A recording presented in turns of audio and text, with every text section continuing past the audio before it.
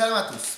Le sujet principal de la paracha de Vayeshev va être l'apparition de Yosef et surtout la machloket, la dispute et la discorde qui régnera entre Yosef et ses frères. Yosef va être, entre guillemets, l'enfant gâté de Yaakov. Yaakov va passer du temps avec lui, va lui enseigner toute la Torah, pendant que ses frères vont être bergers. Et à ce moment-là, il va y avoir une jalousie qui va s'installer entre Yosef et ses frères, à tel point qu'on va voir un tout petit peu dans la paracha, et on va en parler dans quelques instants, que les frères, au début, ont voulu le tuer. Donc, bien évidemment, les commentateurs vont expliquer qu'ils n'ont pas voulu stam comme ça le tuer. Et Yosef, c'était...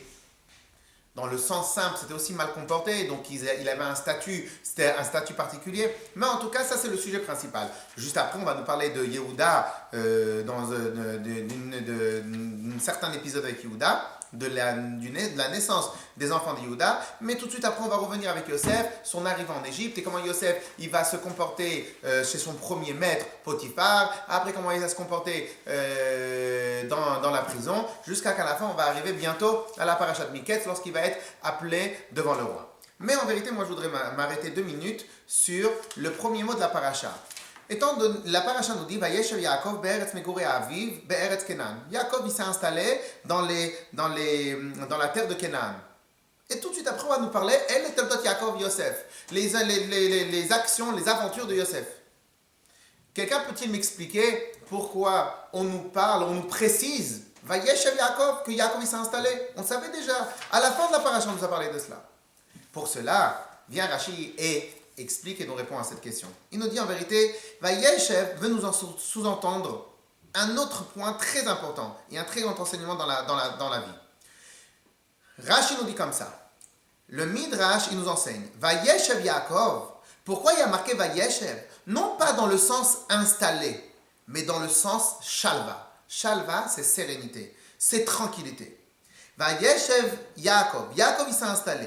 Bikesh Yaakov leishev shalva. Yaakov a voulu être tranquille après tout ce qu'il a subi avec son frère depuis qu'il est né, après tout ce qu'il a subi avec Lavan, après tout ce qu'il a subi pendant son chemin, retour, aller, etc., etc. Yaakov voulait atteindre la sérénité, la tranquillité, non pas juste matérielle, mais quelque part peut-être dans le service de Dieu. Vient à Kadosh Baruch Hu, il dit, mais je ne comprends pas. Ça ne suffit pas que les tzadikim, ils vont avoir toute la vie dans le Olam Haba tranquille. Ils veulent aussi être tranquilles dans ce monde-là. Vient à Kadosh Baruch Hu, il lui envoie malheureusement un événement qui va l'empêcher d'atteindre la sérénité, il va l'empêcher d'atteindre la tranquillité dans ce monde-là. Et donc, ça c'est l'explication de Vayeshev. L'enseignement peut être très rapide et l'enseignement peut être rapide mais très profond. Toute personne cherche à atteindre la tranquillité. Mais ça veut dire quoi la tranquillité? Au final, on veut bien évidemment avoir la tranquillité. Non. Ici, ce n'est pas de la tranquillité qu'on parle, c'est de l'acquis. Toute personne cherche, une fois qu'il atteint un certain seuil, que ce soit dans la parnassa, que ce soit dans la famille, que ce soit avec les enfants, il veut se reposer sur ses acquis. Les acquis sont la tranquillité. Une fois que j'ai pris les habitudes, je ne cherche pas à aller plus loin. Et bien ça, c'est l'enseignement de la paracha. Que même pour les tzadikim, Akadosh Baruch Hu exige de ne jamais être tranquille. Ils ont terminé un sujet, il faut aller au sujet d'après. On a terminé à apprendre, il faut tout de suite chercher comment progresser. Et ça, c'est l'enseignement de la paracha. Yaakov a cherché à être tranquille, a cherché quelque part, après toute cette vie de difficulté qu'il a vécue, d'atteindre et de rester maintenant, d'avancer toujours dans la même voie sans vouloir se surpasser. Pendant sa vie avec son frère, tout au début quand il est né, il a dû se surpasser, comme il y a marqué dans le Midrash, qu'il est allé attraper le talon de Esav. Et ensuite, il a dû trouver un stratagème pour racheter son droit d'aînesse. Après, il a dû trouver un stratagème. Donc, il devait toujours trouver un nouveau moyen de se surpasser. Une fois qu'il est arrivé, qu'il a fait son aller et son retour, il a voulu rester sur ses acquis.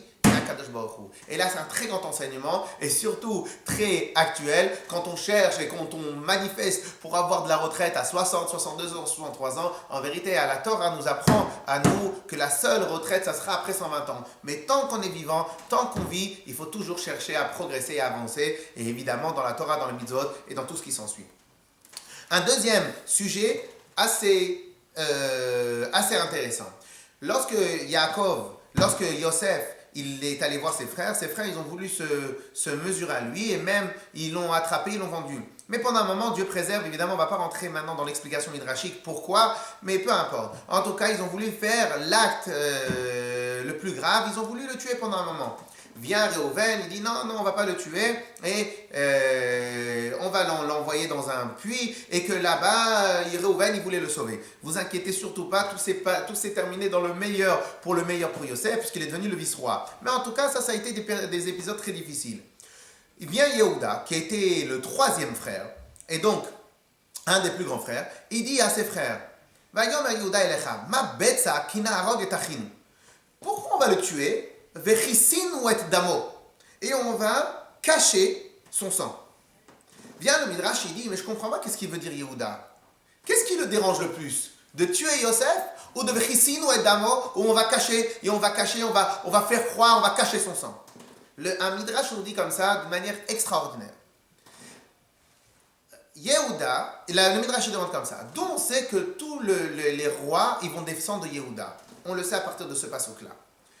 Yehuda, il dit comme ça. Si on a décidé que d'après la Torah, Yosef, il est coupable de la peine capitale. Pourquoi Vechissino et Damo? Pourquoi on a besoin de cacher? On a besoin de cacher son sang. S'il est chayav, s'il est vraiment coupable, on n'a pas besoin de cacher. Et s'il n'est pas coupable, pourquoi on lui fait du mal? Et donc Yehuda, et c'est ça que le Midrash nous apprend, tellement Yehuda, il était fort dans ses convictions, et il était émet avec lui-même, c'est qu'il était prêt à assumer totalement la responsabilité de ses actes.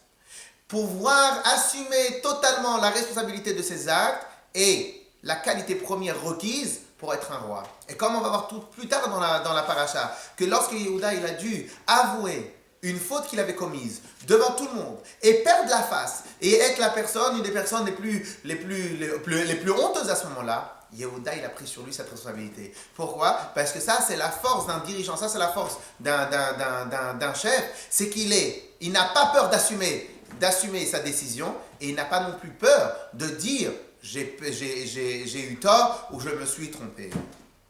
Et pour terminer, vous savez que si Dieu veut, vendredi et Shabbat, va se passer, seront les dates du Yutet Kislev, le 19 Kislev. Le 19 Kislev est pour toute la communauté chassidique, mais en vérité, pas pour toute la communauté chassidique, pour tous les Juifs du monde entier, l'une des plus grandes fêtes. Pourquoi? Aujourd'hui, si on veut être en toute objectivité, beaucoup de choses ont changé grâce à l'apport de la chassidoute. Tout simplement grâce au travail du rabbi, que lui, il était le chef, le rabbi de la dynastie de la chassidoute Chabad, et grâce à tout l'enseignement de tous les rabbis de Chabad, il a pu faire le travail qu'il a fait jusqu'à aujourd'hui. Et par conséquent, le Yutet Kislev est l'anniversaire est considéré chez les Chassidim comme le Rosh Hashanah de la Chassidoute. Le Rosh Hashanah de l'étude de la Chassidoute et du dévoilement de la Chassidoute.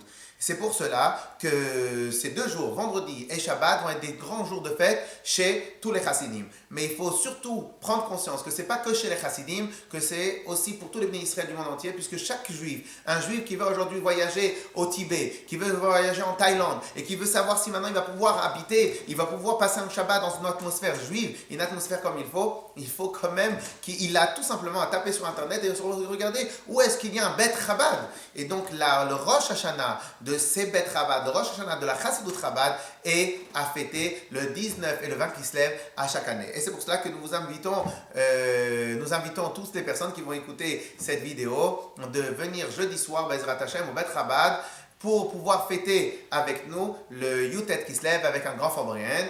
Concernant Yutet Kislev, on a l'habitude de dire Gut Yom Tov, un bon Yom Tov, et Shana Tova ou Metuka dans l'étude de la Chassidoute et dans l'accomplissement de Torah Mitzvot.